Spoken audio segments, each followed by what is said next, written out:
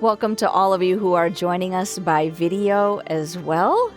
It is a delight to be able to spend this evening with you talking about a couple of biblical characters that have inspired me over the years. I was thrilled when this particular series was put together, The Stories That Shape Us, and the pastors were invited to think about biblical texts, narratives, characters that had been meaningful to them throughout their faith. And so it's a joy for me to get to share about a couple of characters and stories that have meant a lot to me, that have inspired me and challenged me in my own faith over the years. So we're going to jump right in because I want to give you some background that helps us understand the particular characters we'll be looking at closely. We're looking at two queens, Vashti and Esther, and their story is told in the book of Esther in the Old Testament. It is the 17th book of the Bible.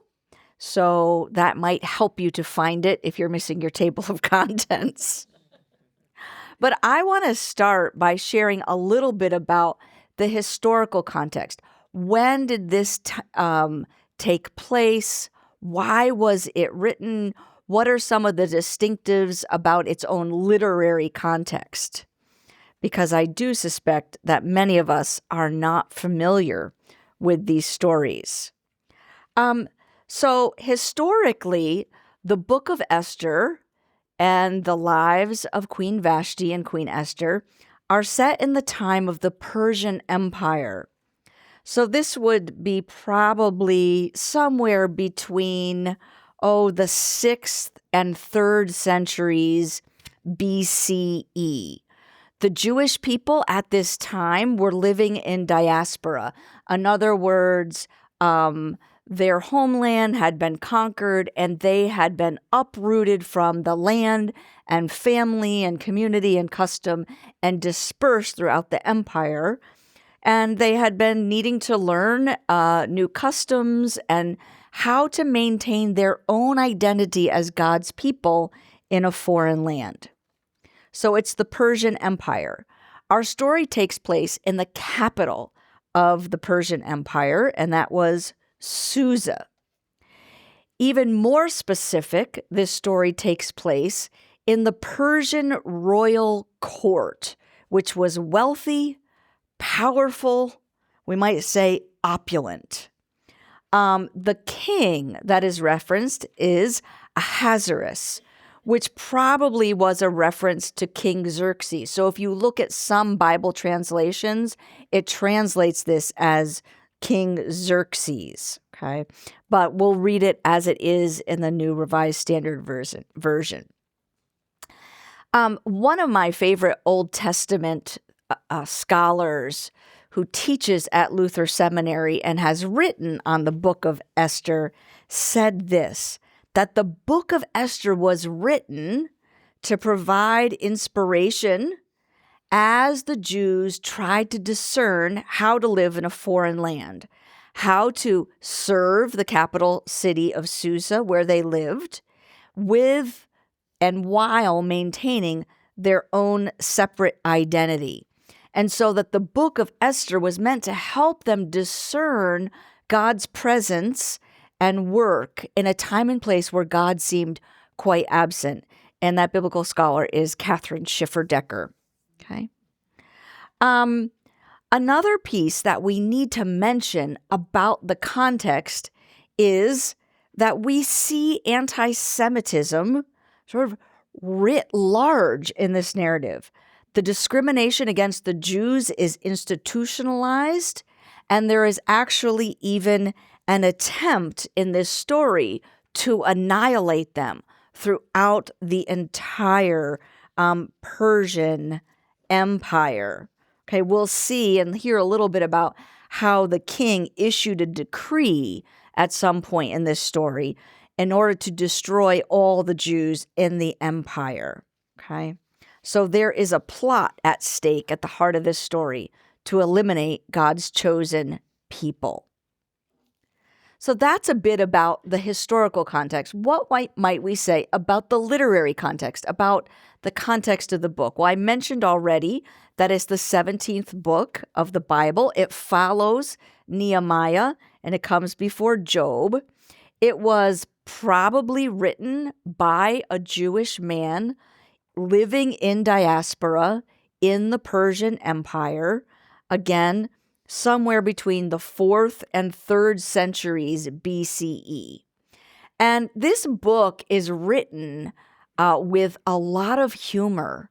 And the humor takes a couple of forms: irony and hyperbole. Lots of exaggeration. Some people have said the genre is something like satire or melodrama, and it could have been performed as a theater performance.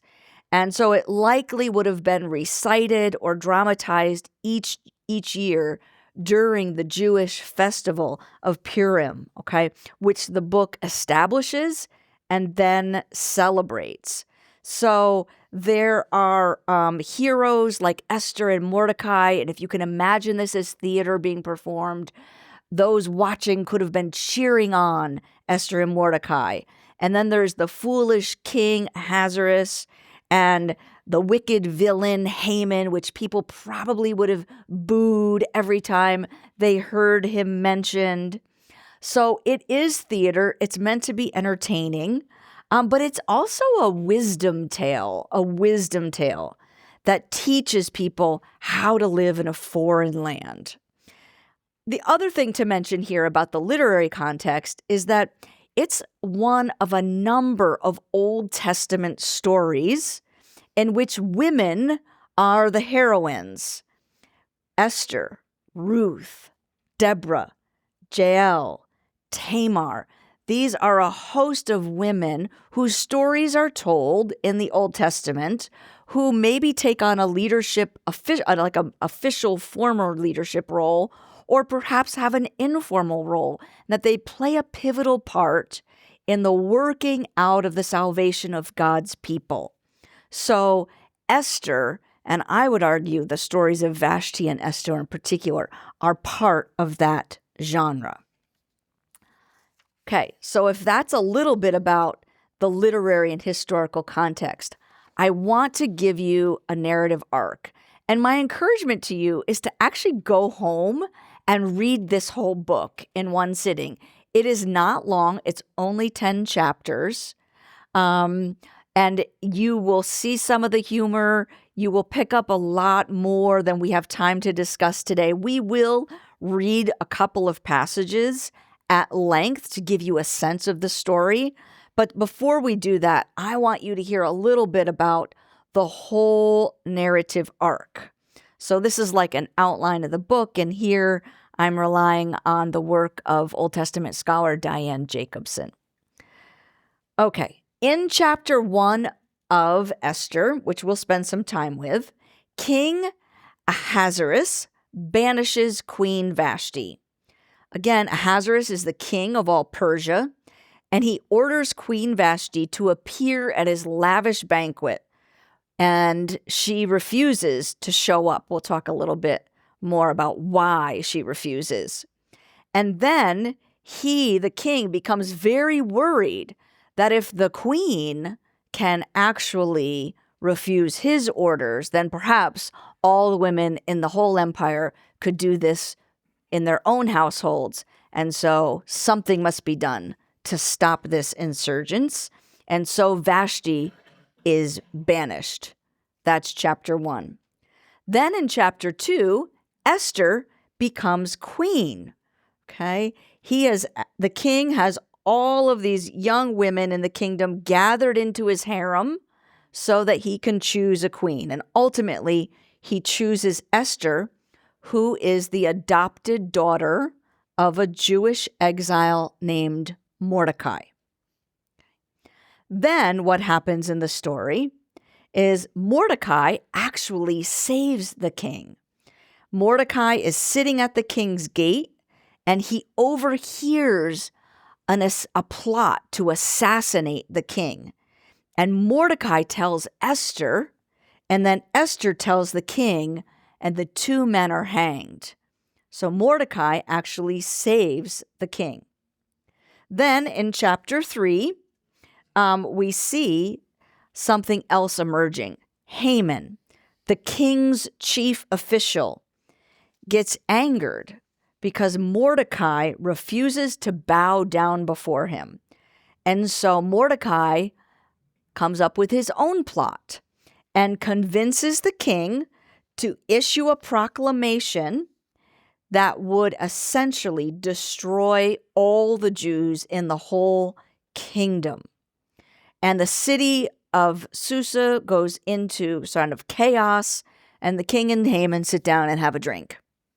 All right. In chapter 4, Mordecai sends word to Esther and says, you have to get to the king, make an appeal, save your people, convince the king to put an end to this awful proclamation. And basically, Esther doesn't want to do this at first, and then decides she asks all the Jews on her behalf to fast and pray, and that she will then go unbidden before the king. We'll see a little bit more of this in a few minutes.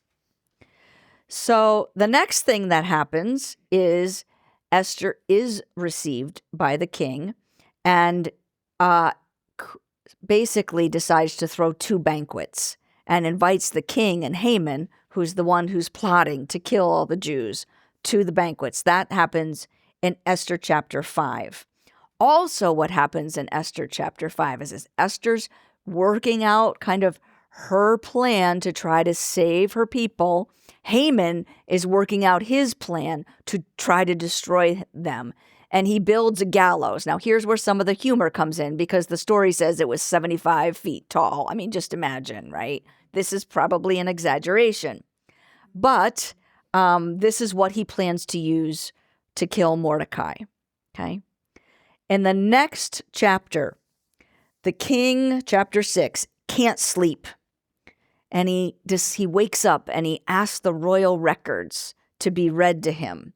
And it just so happens that what's read to him reminds him of the story of how Mordecai saved him from an assassination attempt. Okay? And then the king goes to his chief official, Haman, who's been trying to kill Mordecai, and asks him, how might I honor someone who deserves recognition, who saved my life? And Haman thinks, oh, you're talking about me. The king's talking about me. And so he says, parade the honoree through the city, dress him in royal garb, and then the king does that for Mordecai instead of for him, Haman. So Haman is forced then to lead Mordecai through the streets, honoring him. Then the next thing that happens in chapter 6 into chapter 7 is, at the second banquet, Esther reveals to the king that she is a Jew, and she pleads for her people and names Haman as the villain. And the king then orders Haman to be hung on the very gallows that he built for Mordecai. In chapter 8, the proclamation against the Jews is reversed, and now there's a new proclamation that the enemies of the Jews are to be annihilated. Finally, in the last 2 chapters, the festival of Purim is established, okay, in memory of these events. So that's the overall narrative arc. I want now to go deeply into looking at Vashti and Esther, and this will allow us to glean what can we learn from these 2 very, very different queens who had a part to play in the salvation of God's people. Okay, this is Esther chapter 1. I'm not going to read all of it, but I'm going to read a good portion because I want you to hear some of the excesses. Okay? In those days, King Ahasuerus sat on his royal throne in the citadel of Susa, and he gave a banquet for all his officials and ministers. The army of Persia and Media and the nobles and the governors were present, and he displayed the great wealth of his kingdom and the splendor and pomp of his majesty for many days, 180 days in all. And then, when these days were completed, he threw another banquet, lasting 7 days, in the court of the garden of the king's palace. And the text goes on and talks about the beautiful curtains and the fine linen and the purple and silver and marble and couches of gold and silver and marble and drinks being served and golden goblets of different kinds and royal wine being lavished on everybody at the banquet.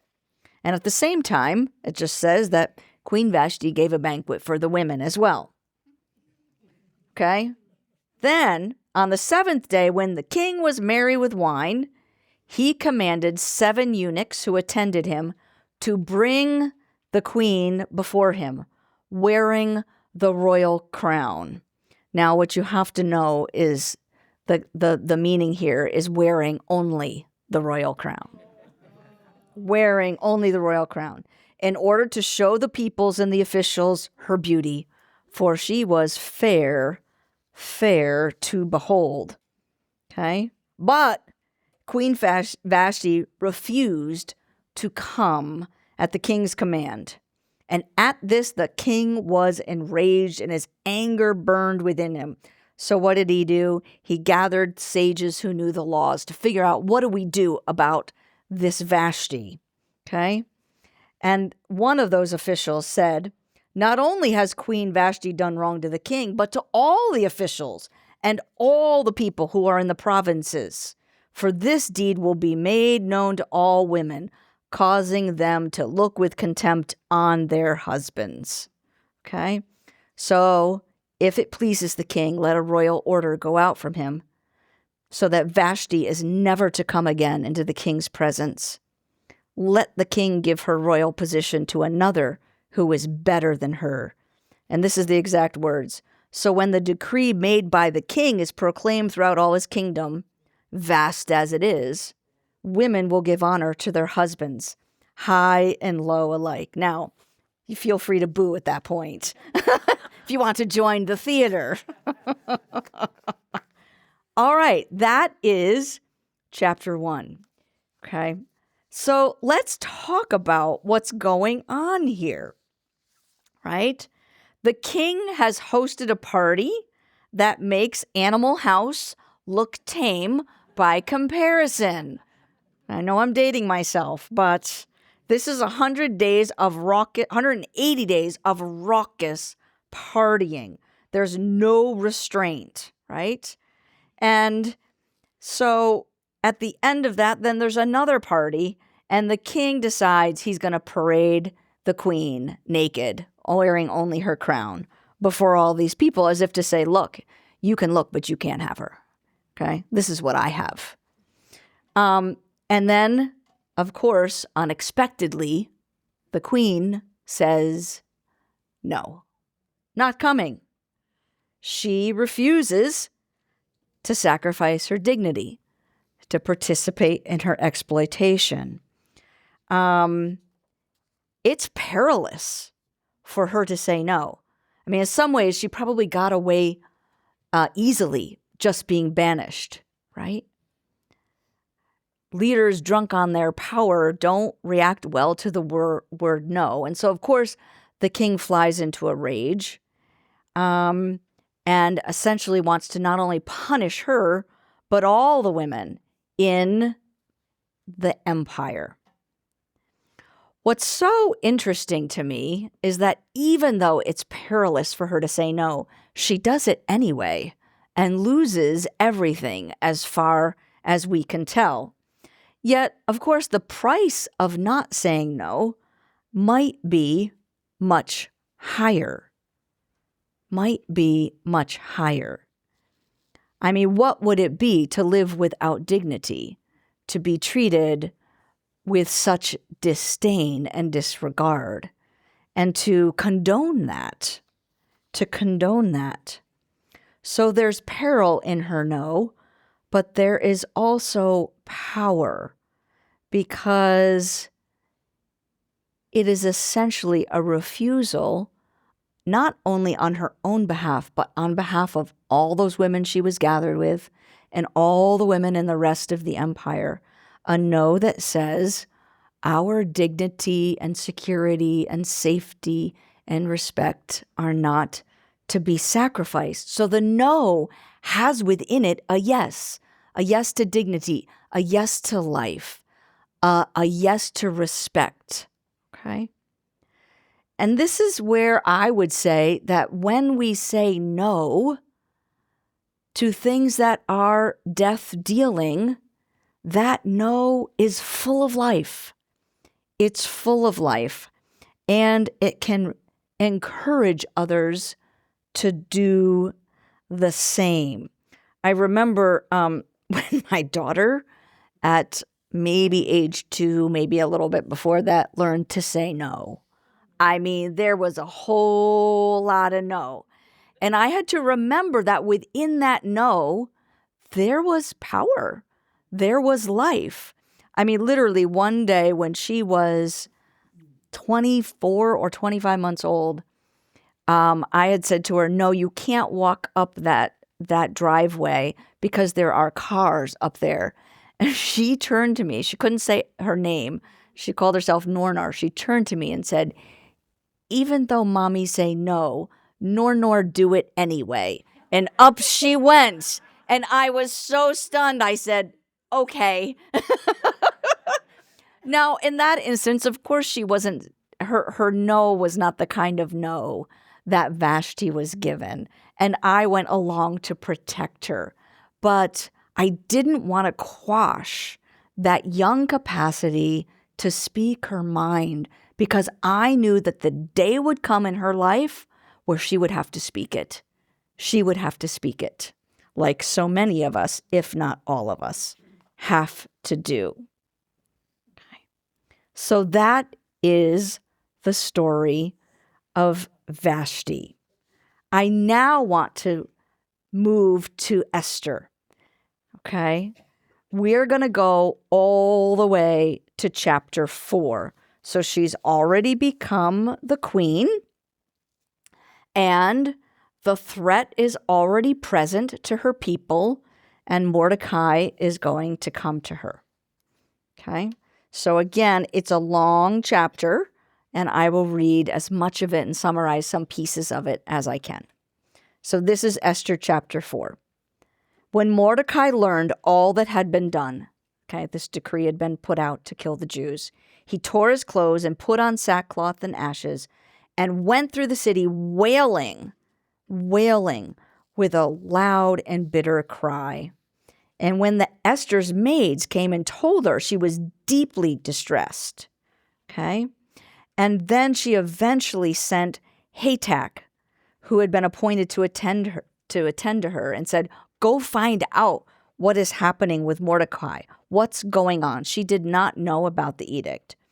And so Mordecai told Hatak all that had happened to him and to the Jews. Okay? And Mordecai gave him a copy of the decree. Okay? And basically said to Hatak, you have to tell her to go to the king, to make supplication to him, and to entreat him for her people. And so Hatak went and told Esther what Mordecai had said. And then Esther spoke to Hatak and gave him a message for Mordecai, saying, all the king's servants and the people of the king's provinces know that if any man or woman goes to the king inside the inner court without being called, there is but one law. All alike are to be put to death. Only if the king holds out his golden scepter to someone may that person live. I myself may not have been called to come into the king for 30 days, or I myself have not been called to come into the king for 30 days. And so they went and they told Mordecai what Esther said. And then Mordecai said, tell Esther this, do not think that in the king's palace you will escape more than any of the other Jews. For if you keep silence at such a time as this, relief and deliverance will rise for the Jews from another quarter, but you and your father's family will perish. Who knows? Perhaps you have come to royal dignity for such a time as this." And so then Esther said, "Go, gather all the Jews to be found in Susa, and hold a fast on my behalf. Neither eat nor drink for 3 days, night or day. I and my maids will fast as you do. And after that, I will go to the king, even though it is against the law. And if I perish, I perish." Mordecai then went away and did everything as Esther had ordered him. Vashti, I think, sets the stage for Esther. Vashti's no prepares the way for Esther's no, and even Mordecai's no to Haman. So if Vashti risks her life for the sake of her dignity and the dignity of all women, then Esther risks her life for the safety and rescue of her uncle and all the Jews, all of her kin who are vulnerable and at risk throughout the whole empire. Now, Esther is a woman, she's an orphan, and she's a Jew. She lacks security, stability, power, and choice, even as the queen. Okay. Mordecai was her cousin who had kind of become her guardian of sorts. When she was chosen for the king's harem, she had no choice in the matter. She's at risk because she's a woman, she's an orphan, and she's a Jew, a foreigner, an outsider. And for most of the story up to this point, she's kind of quiet. She's not necessarily making her Jewishness known. But when the king calls for the destruction of all Jews, then her own Jewishness, so carefully hidden at court, comes into play. Okay? So Vashti says no because she is saying yes. And Esther says yes to Mordecai, and that requires an implicit no to the threats and violence against her people. Both of these women risk their lives. And in the whole book of Esther, we hear little about God. We hear little about God. One of the most famous verses from this book of Esther comes from chapter 4. For such a time as this. For such a time as this. It's been put on devotionals. It's become the topic of books. It's put on jewelry and paintings. It's been sung as a hit song. And the phrase seems to point to the fact that in the midst of uncertain times, it can be comforting to know that God calls and equips individuals for such a time as this. And that calling sometimes comes very unbidden, like it did for Esther, not looking for it, okay? Hoping to escape it, sidestep it. And yet she says yes. She says yes, and her yes includes a no. It includes a no. I think these two women, these two queens, inspire me because, among other things, their lives reflect courage and compassion. The capacity to care for and risk their own well-being for the sake of something higher. Dignity, self-respect, or perhaps the very liberation of a whole people, the safety of a whole people. As a person of faith and as a person who's served the church in a variety of contexts as a retreat center director and a pastor and a seminary professor and administrator over a period of 25 years, there's been a number of instances in which I had the choice before me to take an easy path that would be self-protective, or a path where I would make a decision that would feel risky, that maybe would risk not my life, but perhaps respect or understanding or being seen or known for my intentions. And not in every moment, but in my best moments, I could turn to the stories of women like Vashti and Esther and gain strength and courage to do the thing that I believed God in Christ would do in that scenario for the sake of the well-being of either an institution or the people it served. Vashti and Esther. I'm going to pause there and just ask you, what in the stories as we have heard them so far strikes you? What do you find interesting, compelling, disturbing, perhaps familiar or unfamiliar?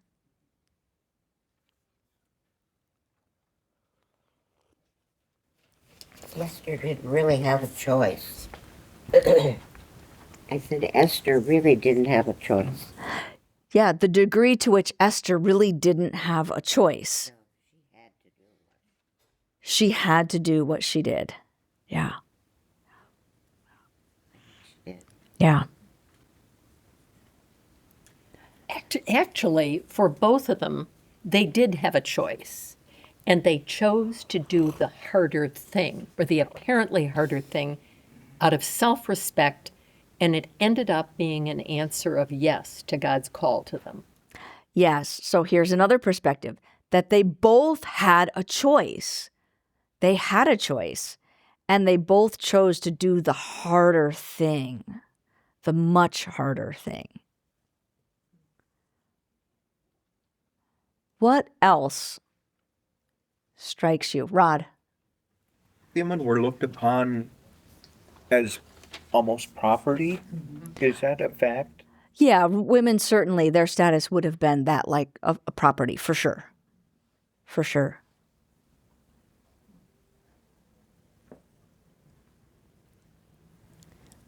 Question, what did banishment mean in those days? Banishment means wouldn't certainly at bare minimum would not been part of the court anymore, would have lost all status, maybe wealth. Hard to say how much else would have been lost, but certainly would not have had any of the privilege, power, access, security that she had, and would have lived with a certain amount of like public humiliation. Yeah. Don't you think some people are born to do the right thing? Okay, there's a question. Do you think that some people are born to do the right thing? I mean, that goes to the phrase, what does it mean to be called for such a time as this? Is it a matter of God knowing that there's a person needed in a certain place to make a certain decision, and so there's kind of a predetermined fate set by God for them? That's one way to think about it. Or is it more like, in a given moment and circumstance, there's a choice between that which serves life and that which serves death. And in that moment, that person or perhaps group of people are given the opportunity, they're called, maybe empowered, equipped by God in that moment to make the choice, not forced to make the choice, but called and empowered to make the choice to contribute to life, not only for themselves, but for a greater whole. One last comment.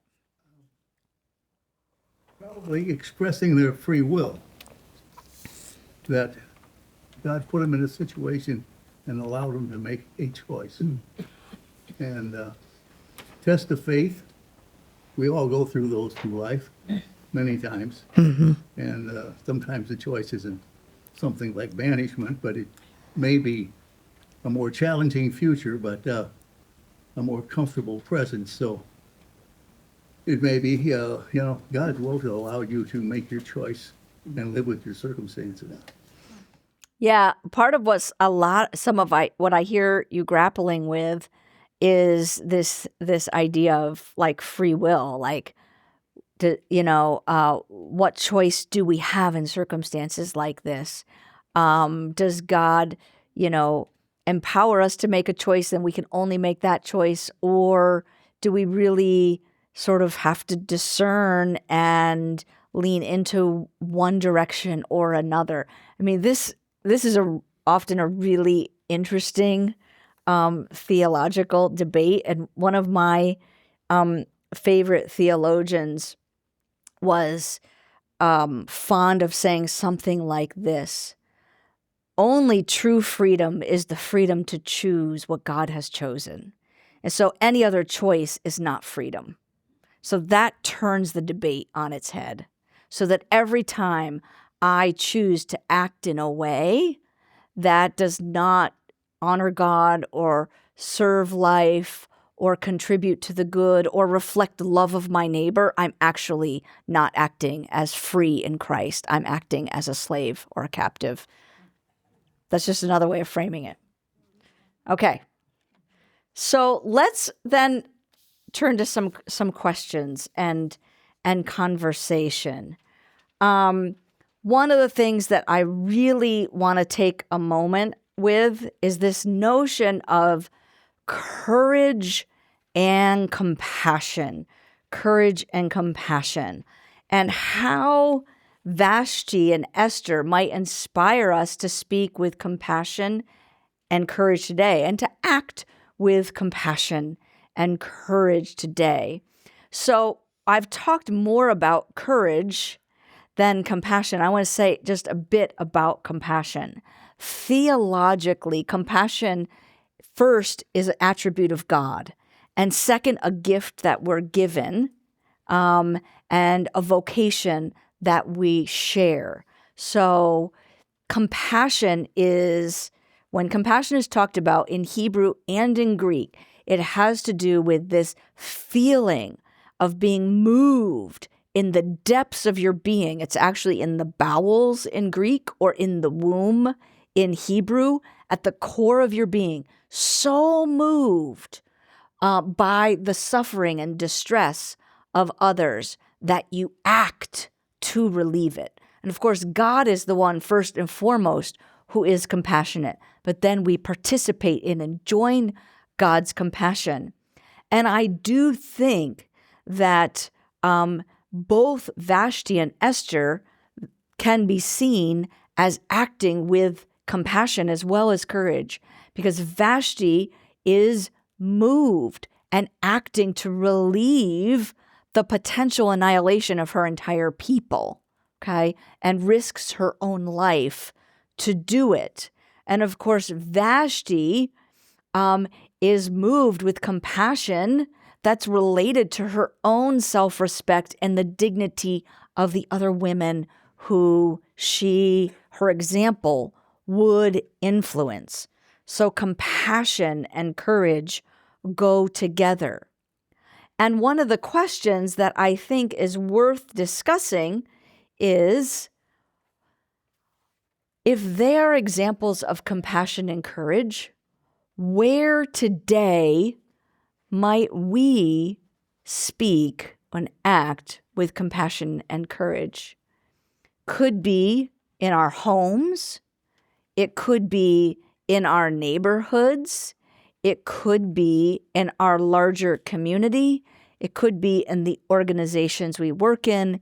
It could be in the larger world in response to decisions and actions that threaten the very existence and well-being of any of God's children.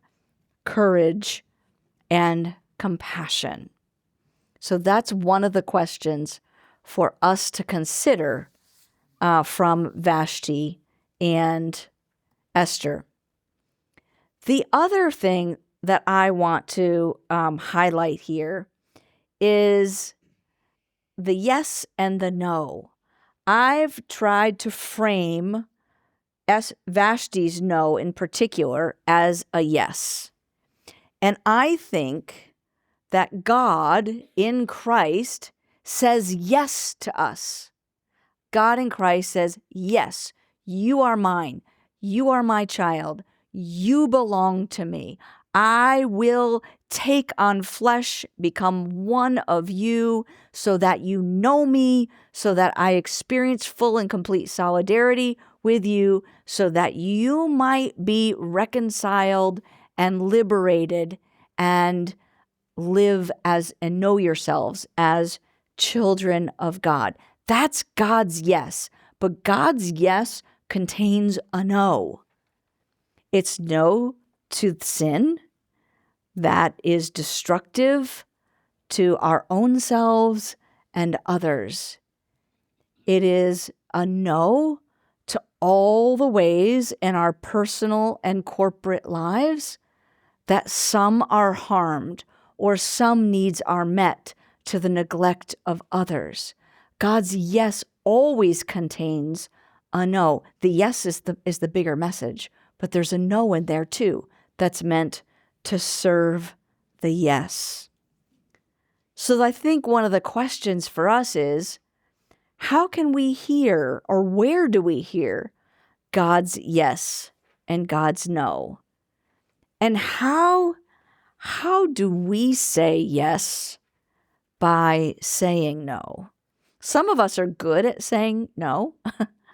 Others of us tend to say yes to whatever request comes our way. So it may be that we need to say, some of us need to practice saying no in order to say yes, and others of us need to practice saying yes that includes a no as well.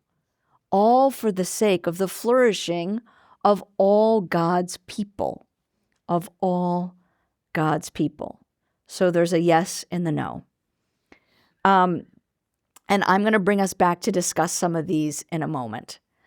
Another piece that the book as a whole, I think, can help us reflect on is the role of humor in the face of fear. In the face of fear.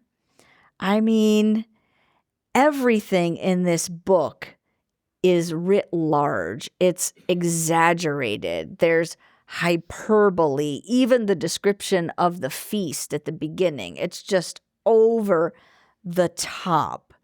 And in part, it was written this way to cause an audience that essentially had been uprooted from their home, their land, their country, their family, to laugh.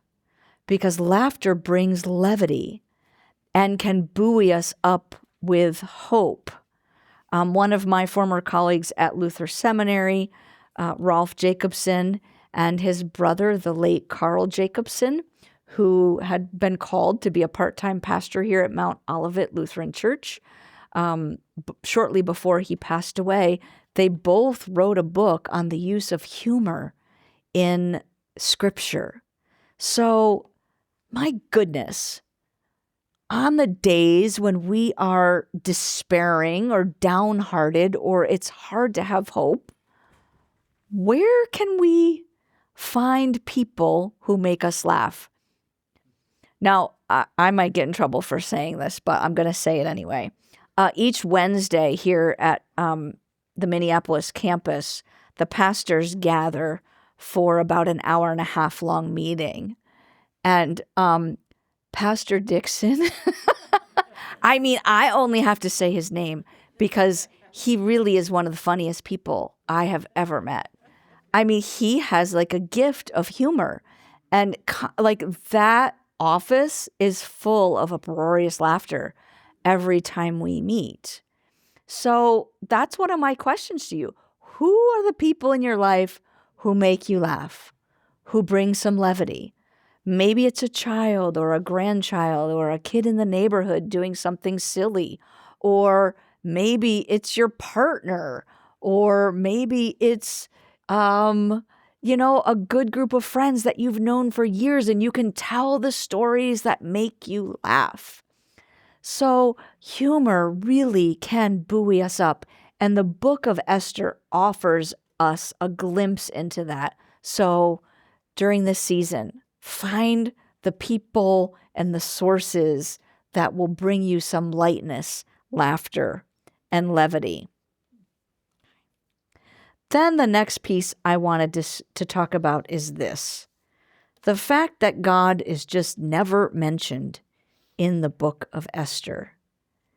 And yet, God is clearly at work. On the surface, God is just silent. There's no real mention of God. We don't hear God speaking or giving direction. But clearly, God is at work through all of these characters and these circumstances to save God's people, because at the end of the day, God keeps God's covenant on both sides. God keeps God's promises to us. And when we can't keep our promises to God, God keeps those too. So that doesn't negate the fact that when God may seem silent, it can be difficult. It can rattle our faith. So what do we do? I mean, here's just a few verses. In the hush before the dawn, when questions rise like mist, I lean into your silence, O God. Not absence, but a deeper presence that waits beneath all words. Teach me to trust the quiet where you dwell, to rest in the stillness that holds my trembling hope. A very lean poem that encourages us, rather than fearing the silence, to lean into it, trusting that there are words and presence in it. Here is a breath prayer you might try, and I'm going to invite you to do it with me. On the inhale, as you breathe in, you just say, when you are silent, O God, and then exhale, let me rest in your nearness. So if you'll join me, let's do it together. Pray this one together. When you are silent, O God, let me rest in your nearness. When answers do not come, let your quiet hold me. When the world is loud, speak peace in the silence. And then a short contemplative litany. I'll pray. The words that aren't bold, the bold ones are for all of you. Holy One, you come to us in thunder and song, but also in the quiet that unsettles us. When your silence stretches long, when we cannot hear your voice, when we wait in darkness, teach us to listen for the whisper beneath the silence, for the love that holds us, even when you do not speak.